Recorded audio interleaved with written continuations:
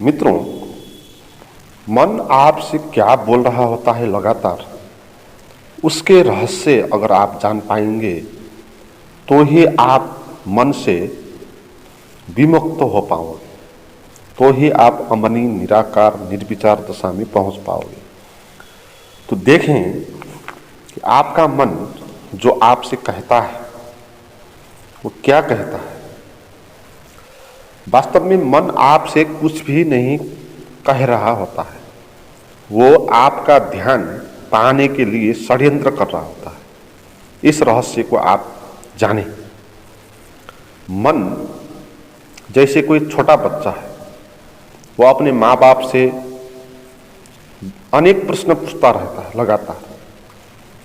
वो प्रश्न इसलिए पूछता है कि ताकि आप उस पर ध्यान बनाए रखें, इसलिए नहीं कि आप उसके प्रश्न का उत्तर दें। जैसे बच्चे को आप देखें, वो कैसे कैसे प्रश्न पूछते हैं। वो प्रश्न पूछेंगे कि पेड़ हरा क्यों है, कुत्ते भूख क्यों रहा है, या आकाश कहाँ तक है। तो ऐसे वो प्रश्न पूछेंगे और आप इसके प्रश्न का जवाब दो या ना दो, उससे कुछ मतलब नहीं। आप जवाब देने लगेंगे कि पेड़ इसलिए हरा है, वो उसको सुनेगा ही नहीं और वो दूसरे प्रश्न पूछ डाले, क्योंकि प्रश्नों को उत्तर उसको पाना नहीं है। उसको तो केवल आप उस पर ध्यान दे, इस पर उसका उद्देश्य है। वो ये चाहता है कि तुम मुझे ध्यान देते रहो, है ना। बच्चे माँ बाप से दिन भर प्रतिपल ध्यान मांग रहे होते हैं। देखे ना आप, अगर आप ध्यान नहीं देंगे तो वो अनेक कृत्य करेगा। वो हंसेगा, रोएगा, मीठी मीठी बात भी करेगा, अनेक किस्म का नाटक करेगा। आप इस तरीके से ध्यान नहीं दोगे तो दूसरा तरीका वो अपनाएगा। हंस के आप ध्यान दोगे तो हंसेगा, हंस के ध्यान नहीं दोगे तो फिर रोने लगेगा। तो बच्चे इसीलिए रोते हैं। बच्चे ज्यादा रोने का कारण यही है, अगर उसके तरफ किसी ने ध्यान नहीं दिया तो रोने लगेगा, और जब वो रोएगा तब लोग उस पर ध्यान देंगे। तो उसने एक ट्रिक जान लिया, एक जादू। अगर रो लिया तो लोग उस पर ध्यान देने लगेंगे। तो इसलिए बच्चे ज्यादा रोते हैं, बीवियां ज्यादा रोती हैं, गिड़गिड़ाती हैं। तो रोने का ये षड्यंत्र होता है ताकि आप बाध्य हो जाए उस तरफ ध्यान देने के लिए। और यहाँ हर एक लोग ध्यान मांगते हैं और मन भी ध्यान मांगता है, और मन इसीलिए आपके मस्तिष्क में चलता है, विचार चलते हैं, ताकि आप उस मन पर ध्यान देते रहो। और ध्यान क्यों मांगते हैं ये बात जाने पहले। मन ध्यान क्यों मांगता है? क्योंकि जिस चीज पर आप ध्यान दोगे उसका बल बढ़ जाएगा, है ना, उस पर शक्ति बढ़ जाएगी, वो अहंकार प्रसन्न हो जाएगा। इसलिए यहाँ हर एक लोग के पास मन है, इसलिए यहाँ हर एक लोग दूसरे का ध्यान पाने के लिए अनेक कृत्य कर रहे हैं। बहुत तरह तरह के श्रृंगार करके बैठे हैं, अच्छे अच्छे कपड़े पहन के बैठे हैं, अच्छी अच्छी कार में जाते हैं ताकि लोगों का ध्यान आकृष्ट करे। अच्छा कपड़ा आप पहनेंगे तो लोग आपको देखेंगे तो वो आप पर ध्यान देंगे। आप पर ध्यान देंगे तो आपका अहंकार को लगेगा कि आप विशेष हो गए आप, क्योंकि दूसरे भी आपकी तारीफ करने लगे, है। तो इसी कारण मन आपको ध्यान मांगता है।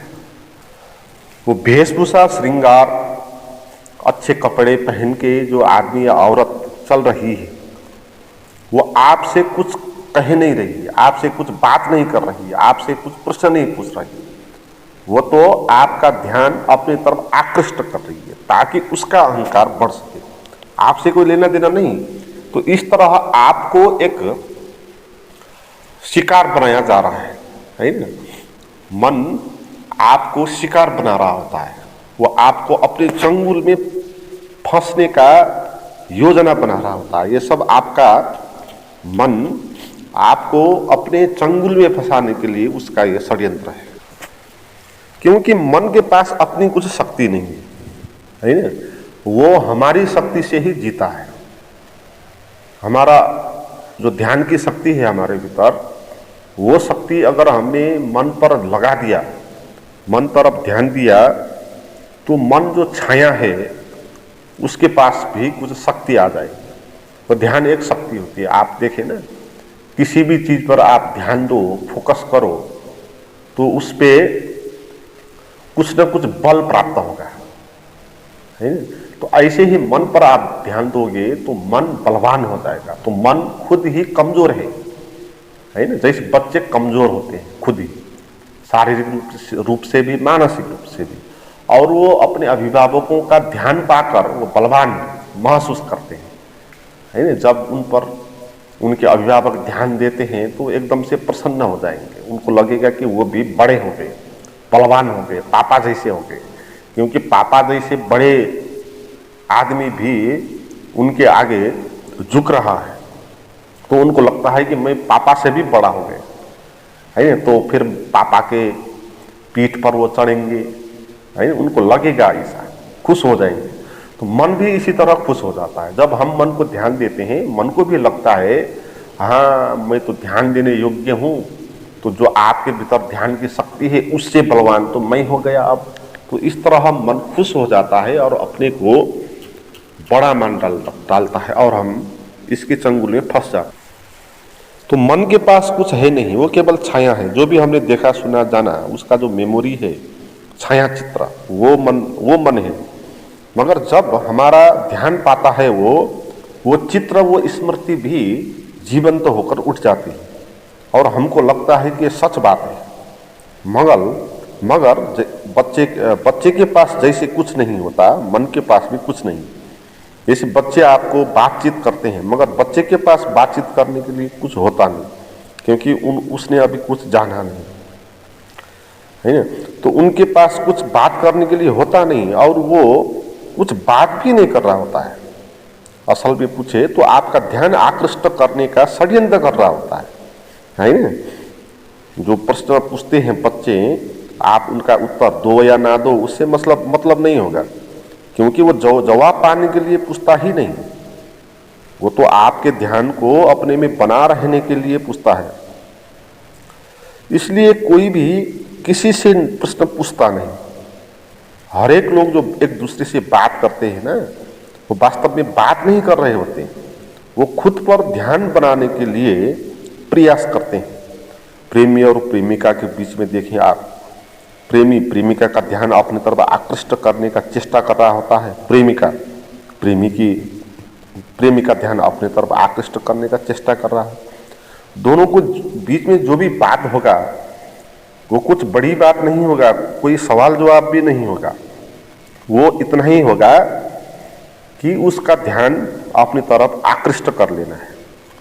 पति पत्नी के बीच, नारी पुरुष के बीच, लोगों के बीच क्या क्या बातचीत होती है आप देखें ना। कभी ऑब्जर्व करें, 2-4 लोग जब बैठे हैं सामने, 8-10 लोग, वो एक दूसरे में बात कर रहे होते हैं, है ना। और किस टॉपिक पर वो बात करते हैं वो देखें।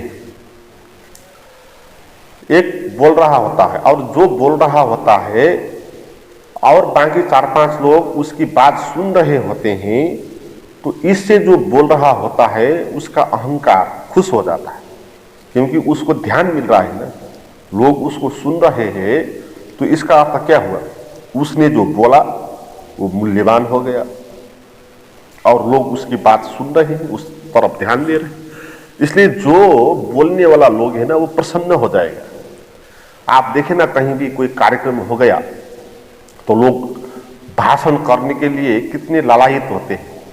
किसी को भाषण करने के लिए बुलाया नहीं तो वो परेशान हो जाएगा, वो दुखी हो जाएगा, चिंतित हो जाएगा, हीनता बोध से ग्रस्त हो जाएगा। जैसे कवियों की सम्मेलन हुआ है, कहीं कोई गोष्ठी हो गई और लोग भाषण करने के लिए तछाड़ मछाड़ करेंगे, है ना। सभी लोग बोलना चाहेंगे, बस सभी को बोलना है। और क्यों बोलना है, क्योंकि लोगों का ध्यान अपनी तरफ आकृष्ट करना है ना, इसीलिए बोलना है, और कोई उद्देश्य है नहीं।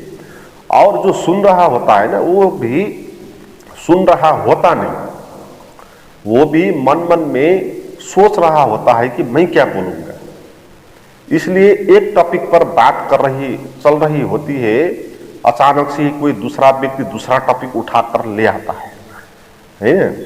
इसलिए जो 4-5 आदर्श लोग बैठ के हम बात करते हैं ना, ये बातचीत है नहीं, ये संवाद इसको नहीं कहेंगे, इसको हम कहते हैं ये बात विवाद है, ये विवाद है। क्योंकि यहाँ कोई किसी का सुन नहीं रहा, लोग बोल रहे हैं क्रमशः, क्योंकि बोलने के कारण और लोगों का ध्यान वो आकृष्ट करके प्रसन्न हो रहा होता है, और लोग सुन रहे हैं इसलिए ताकि उनका भी अवसर आएगा, वो भी बोलेंगे उसके बाद, और वो क्या बोलेंगे उसके बारे में सोच रहे होते हैं। इसलिए कहने वाला कुछ का कह रहा होता है और सुनने वाला कुछ और बात उठा के लेकर आता है, वो सुनने वाला भी सुन नहीं रहा होता है। ये सारा भ्रम चल रहा है, बोलने वाला को लग रहा है कि वो बोल रहा है और लोग सुन रहे, मगर सुन कोई नहीं रहा है, वहां लोग सोच रहे हैं, और इसलिए वो चुप है ताकि वो सोच सके। तो सोचने के लिए चुप हो जाते हैं, और कहने वाले को लगता है कि ये मेरे बात सुनने के लिए चुप लगे, मगर जो सुनने वाले हैं, जब उनका पाला आएगा तब वो कहेंगे अपनी बात। तो कोई भी किसी से कोई सार्थक बात यहाँ कर नहीं रहा है, हर एक लोग दूसरे का ध्यान आकर्षित करने के लिए बोल रहे होते हैं। ये मन का स्वभाव है, हमारा भीतर भी मन ऐसा ही कर रहा होता है। आपका मन आपसे, जैसे बच्चे पूछ रहा होता है ना कुछ भी, तो आपका मन भी आपके भीतर कुछ भी कह रहा होता है। वो कहेगा कि ऐसा क्यों हो गया, आज क्या करना है, उसे क्या कहना है, जब वो मिल जाएगा मेरा क्या होगा। तो इस तरह के प्रश्न मन कहेगा, और आप इनका उत्तर भीतर ढूंढ लो तो भी मन को कोई लेना देना नहीं है। जैसे बच्चों का कोई लेना देना नहीं है। जैसे आपके मन ने प्रश्न पूछ लिया कि आज क्या क्या करना है, तो आप जवाब बनाएंगे कि आज ये करना है, ये करना है। तो ये जवाब देने से पहले फिर मन दूसरा प्रश्न पूछ लेगा कि उसने मुझे क्यों कहा कल, तो कल की बात बीच में आ जाएगी। जैसे बच्चे प्रश्न पूछते हैं कि ये पेड़ हरा क्यों है, आप उत्तर दे रहे हो, वो सुन नहीं रहा है, वो दूसरा प्रश्न पूछ रहा है, ये कुत्ते क्यों भौंक रहे हैं। जैसे 4 लोग बात कर रहे हैं, एक राजनीति की बात कर रहा है और दूसरा भूगोल की बात कर रहा है, उसका उत्तर सुन नहीं रहा है। तो ऐसे ही मन भी जब आप उत्तर दोगे तो तत्काल ही दूसरा प्रश्न पूछ लेगा, ताकि प्रश्न मन को मतलब नहीं है कि उत्तर मन को चाहिए भी नहीं है ना, मन को उत्तर आवश्यक नहीं है। मन को केवल एक चीज आवश्यक है, वो आपका ध्यान है ना। इसलिए वो लगातार प्रश्न पूछेगा, क्योंकि एक ही प्रश्न पूछेगा तो उसका आप उत्तर दे दोगे तो फिर मन आपका ध्यान लगातार पा नहीं सकता, क्योंकि आप सवाल का जवाब दे दोगे तो बात समाप्त हो जाएगी। इसलिए मन में 1000 प्रश्न होंगे, है ना, होना ही चाहिए, क्योंकि आपका ध्यान लगातार खींचना है ना। तो 1000 प्रश्न होंगे मन के भीतर, जितना भी आप उत्तर दोगे उससे मन प्रसन्न होगा नहीं। इसलिए प्रसन्न नहीं होगा क्योंकि वो उत्तर को सुनेगा ही नहीं, उत्तर से उसको कोई लेना देना नहीं, उसको तो केवल एक बात पर लेना देना है कि आप उस पर ध्यान दें, यही बात है। तो फिर हम मन में क्या प्रश्न पूछता है, मन में क्या चल रहा होता है, उस तरफ हम ध्यान देना बाध्य हो जाएंगे। जैसे हम बच्चों के साथ बाध्य हो जाते हैं ना, जब वो रो जाते हैं तो उसको ध्यान देना हम बाध्य हो जाते हैं। ऐसे ही दिन भर मन जो प्रश्न उठाता है उस तरफ हम ध्यान देते रहेंगे और उसके उलझन में हम फंसते रहेंगे, और ध्यान देना हमारा व्यर्थ होगा, क्योंकि मन को ध्यान दे के आपको कुछ मिलने वाला नहीं, क्योंकि मन एक झूठ है। आप झूठ की तरफ ध्यान दोगे तो आपको कुछ मिलेगा नहीं। तो क्या करें, इसमें ये बात ध्यान देना है, मन की बात को ध्यान नहीं दे रहा है, बस इतनी सी बात है। मगर हम मन की बात को ध्यान देने आदत में पड़ गई, ये आदत को तोड़ना है। और ये आदत कैसे टूटेगा, ये जानना होगा कि आप मन की बात को ध्यान क्यों देते हो। है ना। तो इसका कारण जानना होगा। आप मन की बात पर क्यों ध्यान देते हो? क्योंकि आपको लगता है मन जो प्रश्न उठाता है, जो विचार उठाता है, वो सही प्रश्न होता है। आपको ये लगता है, या आपको लगता है कि मन वास्तविक प्रश्न पूछ रहा है, आपको लगता है। जैसे आप बच्चों का उत्तर देते हैं ना, बस बच्चों को उत्तर देंगे कि कुत्ते क्यों भौंकते हैं, इसका उत्तर दोगे। क्यों आप उसका उत्तर देते हैं? क्योंकि आपको लगता है कि बच्चे ने जो है असल प्रश्न पूछा है। बच्चों ने ध्यान पाने के लिए प्रश्न नहीं पूछा, कि बच्चों ने जानने के लिए प्रश्न पूछा है। आपको लगता है, आप इसीलिए उत्तर देते हैं। मगर बच्चे जानने के लिए प्रश्न नहीं पूछ रहे, वो आपको ध्यान पाने के लिए प्रश्न पूछ रहे हैं। तो ऐसे मन पर भी बात हो रही, तो मन भी आपका ध्यान पाने के लिए प्रश्न पूछ रहे हैं। अगर आप ये बात जान लेंगे तो फिर आपको पता लगेगा ये मन तो चालबाज है, ये मन तो झूठ है, वो तो ध्यान पाने के लिए षड्यंत्र कर रहा है भाई, है। तो इसलिए इसकी तरफ ध्यान मत दो।